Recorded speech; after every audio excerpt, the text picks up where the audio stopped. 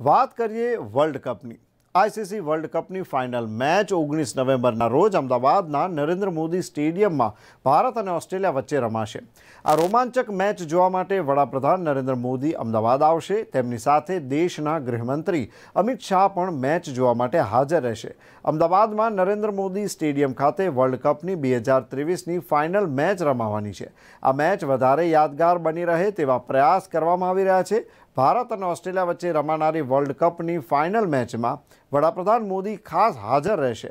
આટલું જ નહીં, ઓસ્ટ્રેલિયાના વડાપ્રધાન એન્થની એલ્બેનીઝ અને ડેપ્યુટી પીએમ રિચર્ડ માર્લ્સને પણ આ મેચ જોવા માટે આમંત્રણ આપવામાં આવ્યું છે।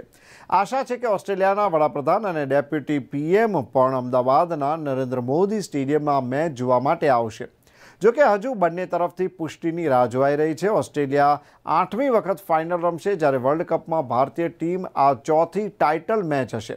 મેચને લઈને શહેર પોલીસ છાવણીમાં ફેરવવામાં આવશે તે નક્કી છે અને વીવીઆઈપીઓ મેચ નિહાળવા પણ આવી શકે છે તથા છઠ પૂજા હોવાના કારણે ઇન્દિરા બ્રિજ ખાતે પણ લોકોની ભીડ જોવા મળશે, જેથી બંને સ્થળ પોલીસનો ચુસ્ત બંદોબસ્ત ગોઠવવામાં આવશે।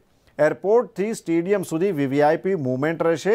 વિશ્વ કપની ક્લોઝિંગ સેરેમનીને લઈને બોલિવૂડ સ્ટાર પણ આવશે અને દિગ્ગજોની હાજરીને કારણે નેશનલ એજન્સીઓ અને ગુજરાત પોલીસ એલર્ટ મોડમાં આવી ગઈ છે।